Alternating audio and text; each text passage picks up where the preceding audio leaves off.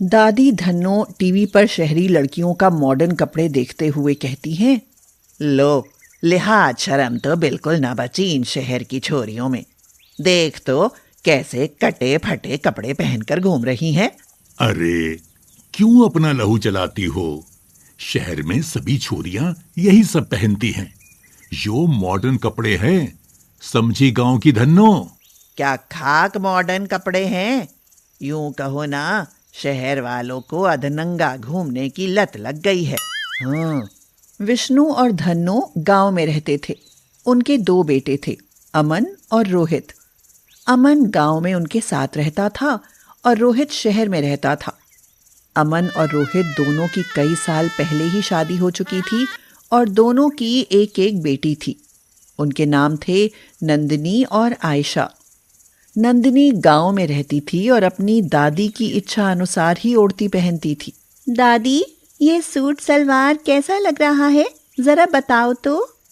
You suit salwar तो ठीक है छोरी, पर इसका गला कुछ ज्यादा ही खुला बन गया है। इसे अभी के अभी उतार दे और इसका गला ठीक कराए बिना इसे पहनकर घर से मत निकलना, समझी? निकली ना तो टांगे तोड़ दूंगी तेरी। हाँ। ओ दादी, कुछ मनचाहा पहनने दोगी या नहीं? चुप कर, लड़कियों का ज्यादा बोलना सही ना होता। धन्नो नंदिनी को कुछ भी ऐसा वैसा या यूं कहिए कि मॉडर्न कपड़ा बिल्कुल नहीं पहनने देती थी। इसीलिए नंदिनी को मन ही मन दादी से शिकायत रहती थी। वह अपनी माँ आरती को सूट सलवार दिखाते हुए कहती है, माँ, क्या इस सूट का गला ज्यादा खुला है? नहीं, ठीक तो है। पर दादी कहती हैं कि बहुत खुला है। लो, इसका गला ठीक कर दो, वरना दादी का बड़बड़ाना कभी न थमने वाला। बड़ों के बारे में ऐसा नहीं बोलते बेटी। दादी जो बोलती है तेरे भले के लिए ही बोलती है। इधर गांव में दादी नंदिनी को गांव के पहनावे के लिए मजबूर करके रखती है, तो उधर शहर में उसकी दूसरी पोती आयशा मॉडर्न कपड़े पहनकर रहती है। उसे ना माँ टोकती है और ना पिताजी कुछ कहते हैं। माँ लक्ष्मी तो उसको मॉडर्न कपड़ों में देखकर हमेशा फूली नहीं समाती। अरे आयशा बेटी, इस जीन्स और टॉप में तो तुम बहुत खूब लग रही हो भाई। थैंक्स मॉम, अब तो मान गई ना मेरी चॉइस। मैंने खुद पसंद किए हैं ये कपड़े। मान गई बेटी, बहुत अच्छे पसंद किए हैं। एक दिन धन्नो और विष्णु बैठे बैठे अपने छोटे बेटे रोहित और उसके परिवार के बारे में बातचीत कर रहे होते हैं। इस बार तो हमारे रोहित ने भी हद ही कर दी। 1 साल से ज्यादा का वक्त हो गया और एक बार भी गांव में आकर शक्ल तक नहीं दिखाई। अरे वो बिजनेस करता है भाई, हमारी तरह खेती करने वाला थोड़ी ना है।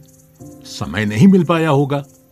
आपको तो बस बातें ही बनानी आती हैं, कितनी भी बनवा लो। हाँ। क्यों, मैंने गलत क्या कह दिया? अरे बेटा, बिजनेस छोड़कर तो हमसे मिलने नहीं आ सकता ना। ऐसा बिजनेस किस काम का जिसके कारण बेटा माँ बाप को ही भूल जाए? धन्नो यह कह ही रही होती है कि तभी रोहित का फोन आ जाता है और विष्णु फोन पर बातें करने लगता है। और सुनाओ बेटा, बिजनेस तो ठीक चल रहा है ना? हाँ पिताजी, बहुत अच्छा चल रहा है। बेटा, तुम्हारी माँ तुमसे बहुत नाराज है। कितने ही दिनों से तुम गांव नहीं आए। पिताजी, मैं तो अभी कुछ दिन और ना आ पाऊंगा। हाँ, आपकी पोती आयशा गांव आ रही है, कुछ दिन आपके साथ ही रहेगी। विष्णु यह सुनकर खुशी से फूला नहीं समाता। वह धन्नो से कहता है, अरे हमारी पोती गांव आ रही है, सुना? वो कुछ दिन हमारे साथ ही रहेगी। अब तो खुश हो ना? पोती आ रही है तो मैं खुश क्यों ना होंगी? पोती को कलेजे से लगा कर रखूंगी। मेरी संगत में रहेगी तो कुछ लक्षण सीख लेगी। वहां शहर में संस्कार सिखाता ही कौन है? उस दिन के बाद सब आयशा के आने का इंतजार करने लगते हैं और कई दिन बाद विष्णु के घर के सामने आयशा की कार आकर रुकती है। कार देखते ही सब खुश हो जाते हैं। लो, आ गई हमारी शहरी पोती। आयशा दीदी आ गई। हाँ हाँ, आ गई। उसे कार से बाहर तो आने दो। सबसे पहले मैं ही गले से लगाऊंगी। हाँ हाँ, जी भरकर गले लगाना माँ। मगर जैसे ही आयशा कार का दरवाजा खोलकर बाहर आती है, सभी उसे देखकर हैरान रह जाते हैं। घर वाले तो घर वाले, पास पड़ोस के लोग भी आयशा को टकटकी बांधकर देखने लगते हैं, क्योंकि आयशा स्कर्ट, टॉप और हैट पहनकर जो आई थी। धन्नो ने तो सपने में भी नहीं सोचा था कि उसकी पोती केवल मॉडर्न ही नहीं बल्कि हाईली मॉडर्न होगी। इसीलिए आयशा को देखते ही धन्नो का तो बड़बड़ाना शुरू हो जाता है। राम राम, ये मैं क्या देख रही हूँ? ये लड़की तो वही कपड़े पहने हुए है जो मैं रोज टीवी पर देखती हूँ। अरे तू गांव में हमारा तमाशा बनाने आई है या हमारे साथ रहने? कुछ तो लाज शर्म करती। शहर में तो यही सब पहनते हैं दादी। वैसे भी लाज शर्म आदमी की नजर और विचारों में होती है, कपड़ों में नहीं दादी। अरे भाई, बिगड़ती क्यों हो? अभी अभी शहर से आई है, घर में पहुंचकर बदल लेगी कपड़े। इधर घर वाले आयशा से बात करने में लगे होते हैं और उधर गांव के कुछ मनचले युवक आयशा की मॉडर्न ड्रेस देखकर हंसने लगते हैं। अरे कसम तिल के लड्डू की, अब तक तो गांव में देसी छोरियां ही दिखती थी, मॉडर्न परी तो आज आई है। वाह क्या बात है। अरे वाह, अब तो गांव में रोज शहर के नए नए फैशन देखने को मिलेंगे, मजा आएगा मजा। अरे कसम तिल के लड्डू की, मजा तो जरूर आएगा, पर वो मुझे आएगा बे। खबरदार किसी ने इस शहरी पटाखे को नजर भर कर भी देखा तो। उधर गांव के लोग आयशा को देखकर तरह तरह की बातें कर रहे होते हैं और इधर दादी का गुस्सा 7वें आसमान पर चढ़ रहा होता है। मगर अमन और विष्णु धन्नो को शांत कर आयशा को घर के अंदर ले आते हैं। फिर उस दिन के बाद से धन्नो नंदिनी की तरह उसे भी गांव के पहनावे के लिए राजी करने पर लग जाती है। देख बेटी आयशा, मुझसे तो ये तेरा शहरी फैशन देखा नहीं जाता। ये ले, मैंने तेरे लिए बहुत ही बढ़िया सूट सलवार बनाया है, तू इसे पहन कर दिखा। क्यों दादी, जीन्स टॉप में क्या बुराई है? देख, घर से बाहर जाना है तो तुझे गांव के पहनावे में रहना ही पड़ेगा, वरना घर से बाहर कदम न रखने दूंगी, समझ ले। ठीक है दादी, लाओ पहन लेती हूँ। यह कहकर आयशा दादी से सूट सलवार लेकर पहन लेती है और फिर खुशी से झूमते हुए नंदिनी से कहती है, हे नंदिनी, मैं कैसी लग रही हूँ? बिल्कुल गांव की अल्लड़ छोरी लग रही हो आयशा। ये कपड़े तो तुम पर खूब जच रहे हैं। बस ऐसे कपड़े पहन कर रहा कर आयशा, दादी तुझे सिर आंखों पर बैठा कर रखेगी। दादी, अब नंदिनी के साथ खेतों में घूमने जाऊं? हाँ हाँ जा, तेरा चाचा अमन भी खेत पर गया है।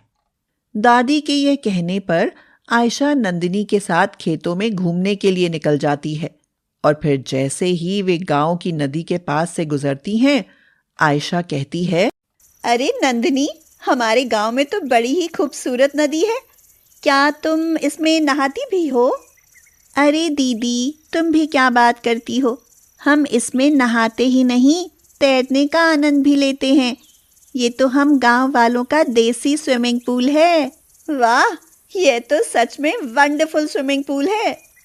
आयशा ये कह ही रही होती है कि तभी बल्लू और उसके दोस्त आ जाते हैं। कसम तिल के लड्डू की, इस देसी स्विमिंग पूल में तैरना ना आता हो तो मुझसे तैरना सीख लेना, शहरी मॉडर्न परी। क्यों, मैं मर गई क्या लफंगे जो तुम तैरना सिखाओगे? अरे नंदिनी, छोड़ो ना, क्यों इनके मुंह लगती हो? अरे कसम तिल के लड्डू की, शहरी परी, हम तुझे तैरना सिखाएंगे तो तैराकी की चैंपियन बन जाओगी। हट बदमाशो, आगे से हमसे बदतमीजी की तो अपनी दादी को बता दूंगी। हाँ। नंदिनी के ये कहने पर बल्लू और उसके दोस्तों को तो मानो सांप ही सूंघ जाता है। वे नंदिनी और आयशा के पास से खिसक लेते हैं और फिर आयशा नंदिनी के साथ अपने खेतों की तरफ चल पड़ती है। तभी नंदिनी आयशा के पास एक थैली देखकर कहती है, अरे आयशा, तुम इस थैली में क्या छिपा कर रखी हो? बताओ नंदिनी, इसमें मैंने जीन्स और शर्ट छिपा कर रखे हैं। पर वो किस लिए बहन? वो तेरे लिए। अरे मैं भी तो देखूं तू शहरी मॉडर्न ड्रेस में कैसी लगती है। नंदिनी, क्या तेरा मन भी ऐसे मॉडर्न कपड़े पहनने का करता है? करता तो है बहन, पर दादी। अरे तू दादी को छोड़ नंदिनी, दादी तो पुराने विचारों की है। ले, फसल की ओट लेकर ये कपड़े तो पहनकर दिखा जरा। आयशा के ये कहने पर नंदिनी में हिम्मत आ जाती है और वह फसल की ओट लेकर जीन्स और शर्ट पहनकर बाहर आती है तो एकदम मॉडर्न लगती है। नंदिनी ने ऐसे कपड़े पहली बार पहने थे, इसीलिए उसकी खुशी का पार नहीं रहता। वह तो मानो खुशी से उछलने लगती है और साथ ही उसकी आंखों में आंसू भी आ जाते हैं। वह रोते हुए कहती है, दीदी, क्या ये आजकल के कपड़े पहनना गलत है? बिल्कुल नहीं नंदिनी, देखो तो तुम कितनी प्यारी लग रही हो। पर खेत पर पापा को गुस्सा आया तो? अरे नहीं आएगा नंदिनी, जब मेरे पापा को गुस्सा नहीं आता तो भला चाचा जी को क्यों आएगा। आ चल चलते हैं। इसी तरह वे दोनों खेत में पहुंच जाती हैं और अमन जैसे ही नंदिनी को जीन्स शर्ट में देखता है, नंदिनी तो घबरा सी जाती है, किंतु अमन खुशी से हैरान होते हुए कहता है, अरे आज ये सूरज पश्चिम से कैसे निकला भाई? बिटिया तू बिल्कुल शहरी लग रही है, भला ये कैसे? पापा, आयशा ने ये कपड़े पहना दिए, पर दादी। अरे दादी को छोड़ बिटिया, दुनिया बदल गई पर तेरी दादी नहीं बदली। भला जैसा जमाना हो वैसे ही तो पहनावे होते हैं। आपने बिल्कुल ठीक कहा चाचा जी, जब लड़के सब पहन सकते हैं तो लड़की क्यों नहीं? कपड़े गांव के हों या शहर के, भला उससे क्या फर्क पड़ता है? बस लड़की में संस्कार होने चाहिए। अरे वाह बिटिया, तू तो बड़ी समझदार है। अमन यह कह ही रहा होता है कि तभी आसमान में बादल गरजने लगते हैं और बारिश शुरू हो जाती है। अरे बारिश शुरू हो गई बिटिया, तुम दोनों जल्दी से घर पहुंचो। जी चाचा जी। अमन के ये कहने पर आयशा और नंदिनी गांव की तरफ लौटने लगती हैं, मगर रास्ते में ही और तेज बारिश आ जाती है और वे दोनों बारिश में भीग जाती हैं। बारिश के कारण नंदिनी घर लौटने से पहले अपने कपड़े नहीं बदल पाती और इसीलिए दोनों दादी से नजर बचाकर घर में घुसने की कोशिश करती हैं, मगर दादी वो उन्हें देख ही लेती है और नंदिनी पर गुस्सा करते हुए कहती है, लो, इस पर भी चढ़ गया शहरी रंग, अब यह भी पहनेगी मॉडर्न कपड़े। क्यों री, मेरे मना करने पर भी बाज नहीं आई तू? दादी, जीन्स शर्ट ही तो है, जैसे सूट सलवार है वैसे ही ये भी कपड़े ही हैं। अरे चुप कर, ये लड़कों के पहनने के कपड़े हैं, भला लड़कियां पहनती अच्छी लगती हैं क्या? क्यों अच्छी नहीं लगती दादी? जब लड़के और लड़की में कोई भेद नहीं रहा तो पहनावे में भेद क्यों? पोती कह तो ठीक रही है भाई, आगे तुम्हारी समझ। अरे मैं तो कहता हूँ कि वक्त के साथ चलने में ही है भलाई। वैसे भी मॉडर्न कपड़ों से कोई बदमाश या पारंपरिक कपड़ों से कोई शरीफ नहीं बन जाता। लाज, शर्म और शराफत तो आदमी की सोच में होती है। जब तुमको भी कोई परवाह नहीं तो भला मैं क्यों परवाह करूं? देख लेना, लड़कियों को छूट देकर पछताओगे तुम सब। ये दोनों नाक कटवाएंगी हमारी। हाँ। यह कहकर दादी चुप हो जाती है और उस दिन के बाद ज्यादा बातें करना ही बंद कर देती है। साथ ही नंदिनी और आयशा के पहनावे पर रोक टोक लगाना कम कर देती है। मेरी बला से छोरी कोई गुल खिलाए, मैं रोकने वाली कौन हूं? हाँ।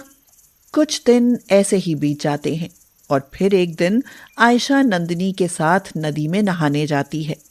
उस दिन दोनों ही दादी का मन रखने के लिए सूट सलवार पहनकर ही घर से निकलती हैं। नंदिनी नदी में नहाने लगती है और आयशा किनारे पर खड़ी होकर उसे देखने लगती है। अरे आयशा, नदी में तैरने में सचमुच बड़ा आनंद आ रहा है, तुम भी आ जाओ, मैं तुम्हें तैरना सिखा दूंगी। नहीं नंदिनी, अभी मेरा मन नहीं है। आयशा यह कह ही रही होती है कि तभी बल्लू की टोली वहां आ जाती है और बल्लू आयशा पर बात मारते हुए कहता है, कसम तिल के लड्डू की, भाई ये शहर वाले नदी में तैरने का आनंद क्या जाने, ये तो बस गांव वालों को तैरते ही देख सकते हैं। यह कहकर बल्लू और उसके साथी नदी में कूद जाते हैं और तैरने लगते हैं। मगर नंदिनी वो उन्हें देखकर नदी से बाहर निकल आती है। फिर जैसे ही नंदिनी बाहर आती है, अचानक ही नदी का बहाव तेज हो जाता है और नदी में बाढ़ आ जाती है। बल्लू और उसके साथी नदी की धारा में बहने लगते हैं और डूबते हुए चीखने चिल्लाने लगते हैं। अरे बचाओ बचाओ, कोई हमें बचाओ, अरे कोई तो बचाओ। उनकी चीख सुनकर आयशा अचानक ही अपना सूट सलवार उतारने लगती है। यह देख नंदिनी बहुत चक्की सी रह जाती है। अरे ये क्या कर रही हो दीदी? कपड़े क्यों उतार रही हो? अरे तो चिंता ना कर, मैं नीचे स्विमिंग सूट पहने हुए हूँ, बस इसलिए कपड़े उतार रही हूँ। क्या क्या तुम्हें तैरना आता है दीदी? हाँ, बहुत अच्छा। यह कहकर आयशा सूट सलवार फेंक बल्लू और उसके साथियों को बचाने के लिए नदी में कूद जाती है। फिर तो आयशा की तैराकी देखते ही बनती है। वे एक एक करके उफनती नदी से सबको बचा लाती है और फिर बल्लू शर्म से सिर झुकाकर कहता है, कसम तिल के लड्डू की, आज आप हमारी जान न बचाती तो हम सब तो मर ही जाने थे। आज के बाद हम आपको कभी परेशान नहीं करेंगे। बल्लू यह कह ही रहा होता है कि तभी दादी, धन्नो और कुछ गांव वाले भी वहां आ जाते हैं और सभी आयशा की तारीफ करते नहीं थकते। दादी आयशा को स्विमिंग सूट में देखकर भी खुशी से फूली नहीं समाती। वह आयशा को कलेजे से लगाकर कहती है, आज मैं समझ गई बेटी कि पहनावे से बढ़कर संस्कार होते हैं और वो मेरी पोतियों में कूट कूट कर भरे हैं। यह सुनकर विष्णु सहित सब गांव वाले बहुत खुश होते हैं और उस दिन के बाद दादी धन्नो भी मॉडर्न दादी बनकर रहने लगती है। दुर्गा कई साल बाद गांव से अपनी देवरानी प्रेमा के यहाँ दिल्ली में कुछ दिनों के लिए रहने के लिए जा रही थी।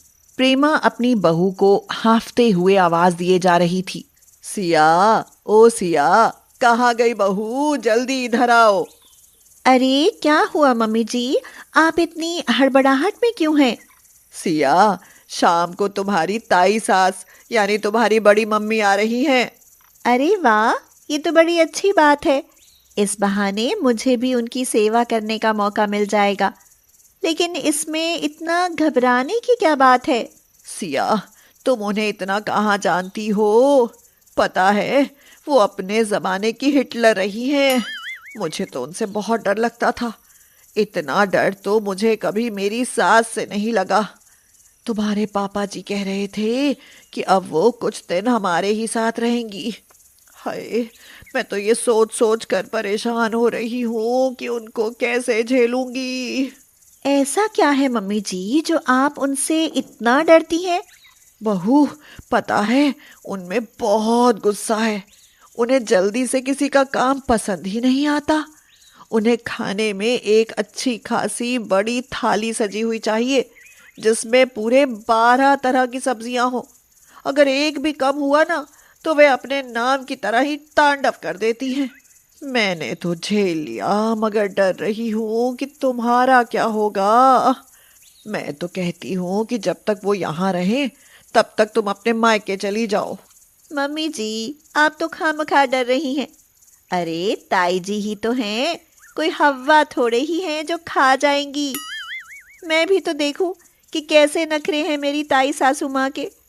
सच में अगर ऐसा है तो उनके साथ मुझे तो बड़ा मजा आने वाला है। सिया दुर्गा के आने से बहुत खुश थी, लेकिन प्रेमा की तो जान हलक में अटकी हुई थी। शाम के 4 बजे दुर्गा आ गई। प्रेमा ने दौड़कर पैर छुए और उनके हाथ से बैग ले लिया। दुर्गा ने दाएं बाएं देखा और अंदर आ गई।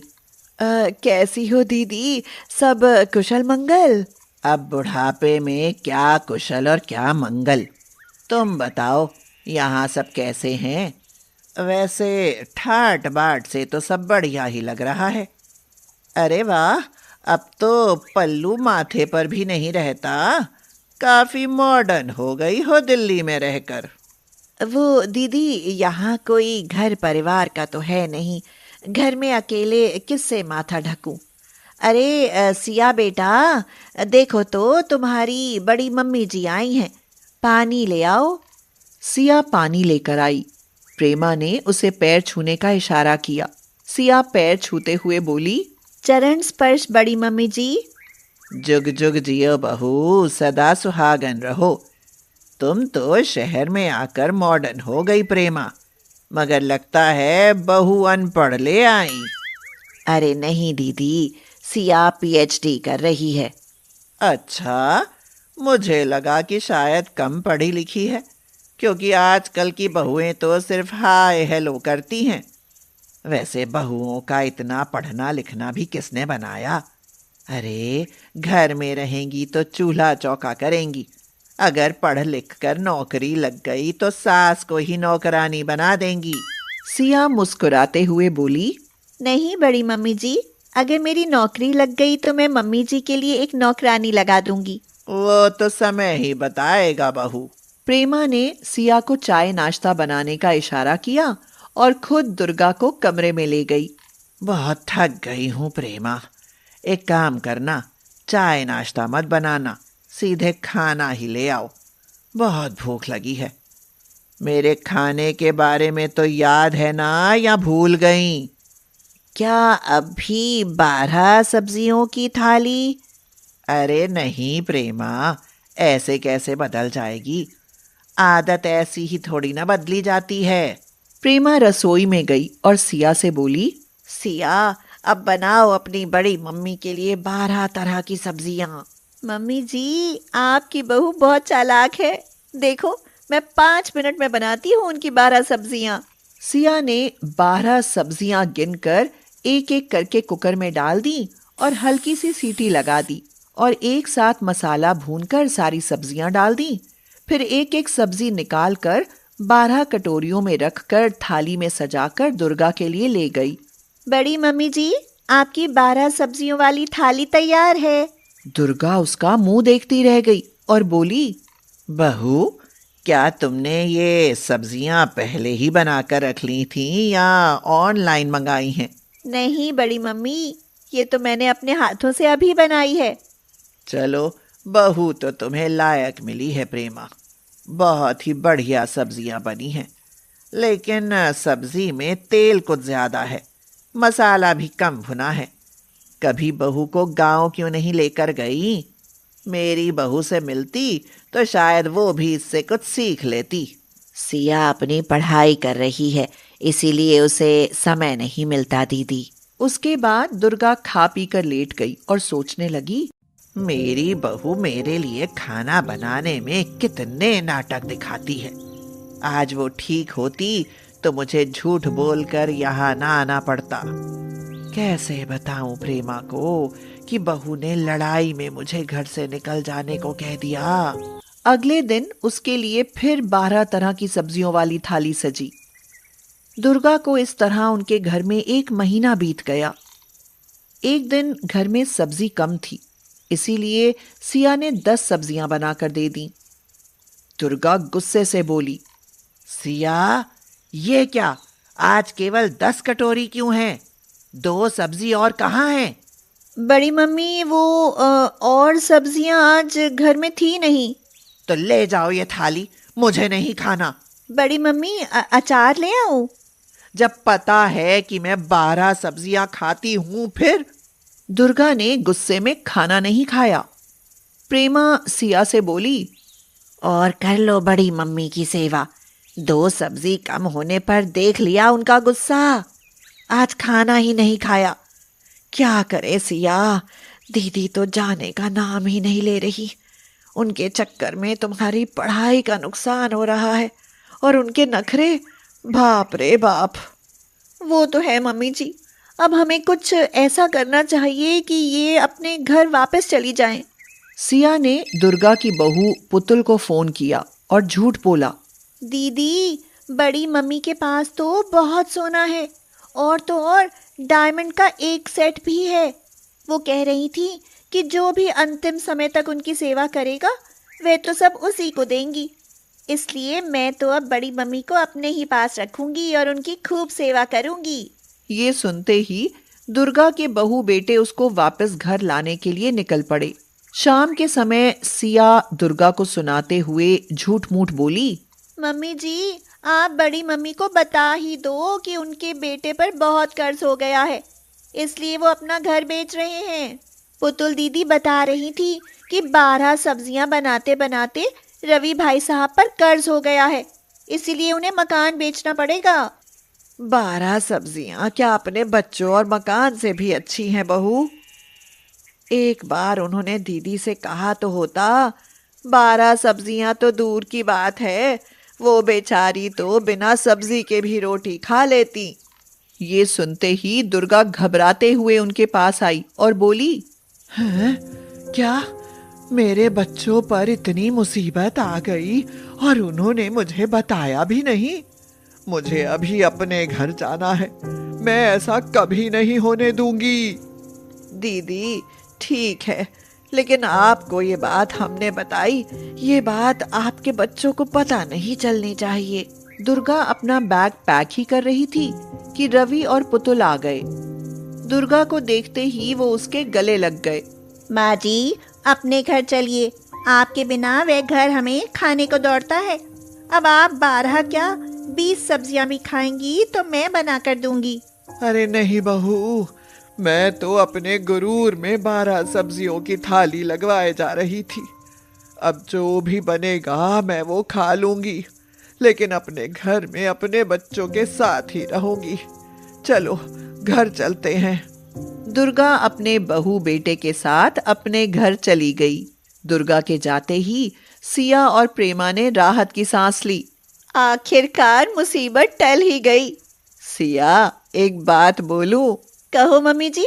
कल से मुझे 12 सब्जियों वाली थाली चाहिए। क्या? और क्या, मैं भी तो उनकी ही देवरानी हूँ। सिया परेशान होकर प्रेमा की तरफ देखने लगी। प्रेमा जोर से हंस पड़ी और सिया से बोली, अरे नहीं बहू, मैं तो मजाक कर रही हूँ।